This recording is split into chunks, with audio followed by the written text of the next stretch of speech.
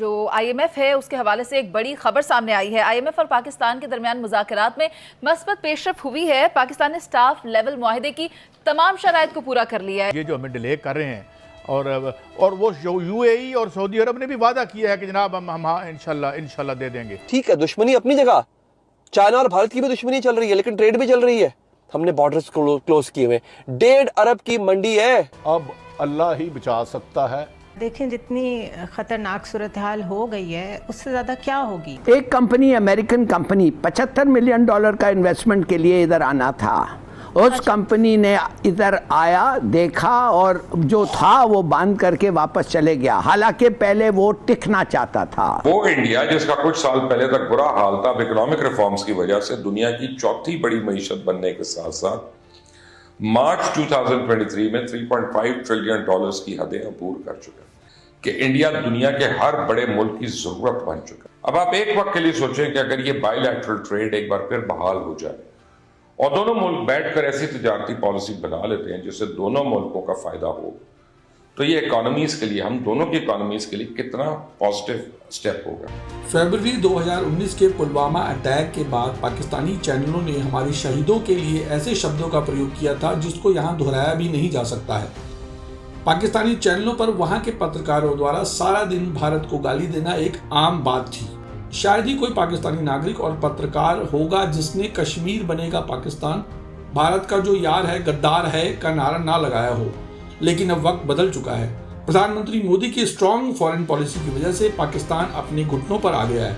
हालात ये है कि पाकिस्तान को IMF सहित पूरी दुनिया ने भीख देने से मना कर दिया है। यहाँ तक कि चाइना ने भी पाकिस्तान को भाव देना बंद कर दिया है। बढ़ती हुई बेरोजगारी, भुखमरी को देखते हुए अब पाकिस्तान की जनता और पत्रकार भारत की तरफ देख रहे हैं। उनको लगता है कि भारत के साथ ट्रेड करके महंगाई से बचा जा सकता है। जो कल तक भारत के लिए जहर उगल रहे थे, अब उनका कहना है कि ट्रेड खुलने से दोनों मुल्क को बहुत फायदा होगा। मेरा बेटा है, बिजनेस करता है। अच्छा। मेरे बेटे के लिए वो इन्वेस्टमेंट्स ला रहा है इस मुल्क में। उसको फोन करते हैं कि no, we are not coming to Pakistan, unsafe, we don't want, Dubai में आके मिलो हमें। ये हो रहा है। एम्बेसीज बंद हो रहे हैं। डेनमार्क बंद हो गया है। अगर डेनमार्क बंद हो गया तो Nordic countries will follow, Sweden और नॉर्वे। फिनलैंड के साथ तो शायद है ही नहीं। देखिए, कहने की बात है, isn't it on the wall. सब लोग देख रहे हैं और कह रहे हैं इंस्टेबिलिटी में no economic development is possible. ऐसी सूरत के अंदर जो है नवाज शरीफ साहब ने दोस्ती बस सर्विस के जरिए भारत के साथ ट्रेड नॉर्मलाइज करने की कोशिश की थी, जिस पे जनरल मुशर्रफ साहब ने शब खून मार दिया था। मेरा ख्याल ये है कि वो आखिरी सीरियस अटेम्प्ट थी भारत की तरफ से। उसके बाद भारत जो है वो कंटिन्यूसली पाकिस्तान को पनिश कर रहा है, ह्यूमिलिएट कर रहा है, जलील कर रहा है। अब दोनों ममालिक में तजारत ना होने के बराबर रही है। दोनों ममालिक की तरफ से काफी मसाइल हैं जो हल तलब है। पाकिस्तान और इंडिया के दरमियान तजारती रुकावट की सबसे बड़ी दलील सियासी तनाज़े दिए जाते हैं, और इसका सादा सा जवाब है कि जब इंडिया नेपाल के साथ इतने बड़े बॉर्डर तनाज़े के बावजूद तजारत कर सकता है, जब इंडिया के शहरी बगैर वीजा के नेपाल जा सकते हैं, बाकी टूरिज्म में बड़ा इंपॉर्टेंट रोल प्ले कर सकते हैं, तो पाकिस्तान और इंडिया के तजारती ताल्लुकात बेहतर क्यों नहीं हो सकते। आप चाइना और इंडिया की एग्जांपल ले लें। चाइना और इंडिया के दरमियान लद्दाख का मसला बड़ी टेंशन हो गई थी, वहां पे अभी भी है। दोनों ममालिक की फौजें दरमियान में काफी बार उनकी झड़पें भी हुई, लेकिन इन सब के बावजूद दोनों का तजारती वॉल्यूम जो है गुज़िश्ता साल $136 बिलियन रहा। चाइना की बहुत सारी टेक्सटाइल की इंडस्ट्री जो वहाँ पे डिसलोकेट हुई है वो आके इंडिया में लगी है, जो कि बेसिकली पाकिस्तान में लगनी थी। आगे इमरान खान साहब आ गए।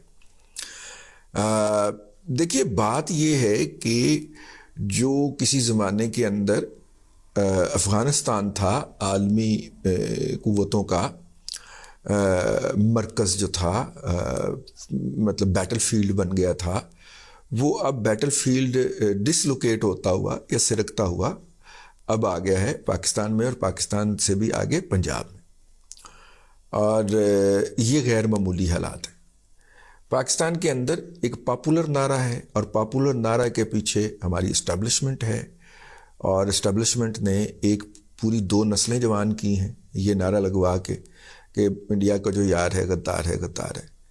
एक वक्त तो ऐसा भी रहा है कि जब पाकिस्तान और इंडिया की तजारत दुबई के रास्ते से होती रही और दोनों मुल्कों का कार्गो अखराजात की मद में भारी सरमाया ज़ाया हुआ।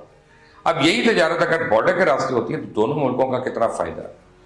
पाकिस्तान में आने वाले हालिया सैलाब के नतीजे में लाखों एकड़ ज़राई ज़मीन का नुकसान हुआ। सैलाब की वजह से सब्जियों की कीमतों में 60% तक इंक्रीमेंट हुआ।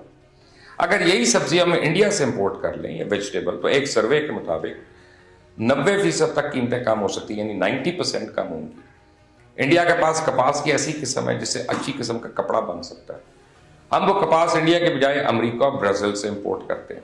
अगर हम वही कपास या कॉटन इंडिया से इंपोर्ट करें तो हमारा आधे ज़्यादा कार्गो का खर्चा कम हो जाएगा, कम कीमत पे हमें वो कॉटन मिलेगी और हमारी टेक्सटाइल इंडस्ट्री जो आज आजमाइश के दौर से गुजर रही है, एक बार फिर वो खड़ी हो सकती है।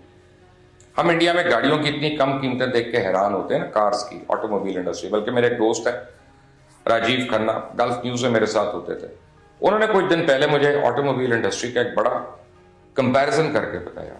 अब मैं उनको क्या कहता, उसकी एक बड़ी वजह यह है कि आज हर किस्म की गाड़ी इंडिया में तैयार हो रही है, मैन्युफैक्चर हो रही है। गाड़ियों के पार्ट्स इंडिया में मैन्युफैक्चर हो रहे हैं और हम दूसरे मुल्कों से महंगी कीमत पे इंपोर्ट करते हैं। अगर हमें वो पार्ट्स इंडिया से इंपोर्ट कर मिलने हैं तो वो हमें आधी से भी कम कीमत पे मिलेंगे। यूं ना सिर्फ गाड़ियों की कीमतें कम हो जाएंगी, बल्कि ऑटोमोबाइल इंडस्ट्री हमारी जो है, जिसके बहुत से यूनिट्स आज बंद पड़े हैं, वो एक बार फिर वाइब्रेंट हो सकते हैं। लेकिन फिर एक सवाल पैदा होता है, ठीक है, सवाल ये है कि हम भारत को क्या बेचेंगे। ठीक है, दुश्मनी अपनी जगह, चाइना और भारत की भी दुश्मनी चल रही है, लेकिन ट्रेड भी चल रही है। हमने बॉर्डर्स क्लोज किए हुए, 1.5 अरब की मंडी है और हमें डरा के रखा हुआ है भारत खा जाएगा। भारत पागल है यार। एक और बड़ी इंपॉर्टेंट मैं आपको बात बताऊं, आज याद रखिएगा, आपके चौकीदार ने जिस दिन आपको यकीन दिला दिया कि आपकी गली सेफ है, आप उसको नौकरी से निकाल दोगे, आपका चौकीदार हमेशा आपको डरा के रखेगा। भारत खा जाएगा जी, पागल है, भारत खा जाएगा। एक ऐसा मुल्क जिसपे 150 अरब डॉलर्स के कर्जे हैं, उस मुल्क पे कब्जा करके वो पागल है, वो IMF का मकरूज बनने जा रहा है। उसकी इकॉनमी पे किसी का कर्ज नहीं है। फिर जनाब अफगानिस्तान को इंडिपेंडेंट किया इंडिया ने जाके कि वो पाकिस्तान के लिए को अपनी जो चीज़ें मंडी समझता है वो इंडिया ने सब्सिडाइज करके एयरलिफ्ट किए और उन्होंने अफगानिस्तान का बिजनेस और ट्रेड के हवाले से पाकिस्तान पे रिलायंस ख़त्म कर दिया। अशरफ गनी ने जाते हुए कहा था कि और कुछ मैंने किया है या नहीं किया है, मैंने अफगानिस्तान का पाकिस्तान पे रिलायंस ख़त्म कर दिया। तो यूँ पाकिस्तान जो है वो आइसोलेटेड होके रह गया। अब उसका ट्रेड रूट जो है वाहिद खुला था चाइना के साथ, वो भी जनाब इमरान अहमद खान न्याजी साहब ने बंद कर दिया। ठीक है, तो अब चूंकि वो दो नस्लें जो हैं वो इंडिया का जो यार है गद्दार है करके जवान हो गई हैं, तो वो तो मज़ाहमत उधर से आएगी। पाकिस्तान के बारे में परसेप्शन ख़राब करने के लिए बीजेपी की सोशल मीडिया टीम ही लगी रहती थी, अब उनके साथ PTI की भी मिल गई है। तो जब हमारा परसेप्शन दुरुस्त नहीं होगा तो हमें बिजनेस कौन देगा या हमारे साथ ट्रेड कौन करना चाहेगा।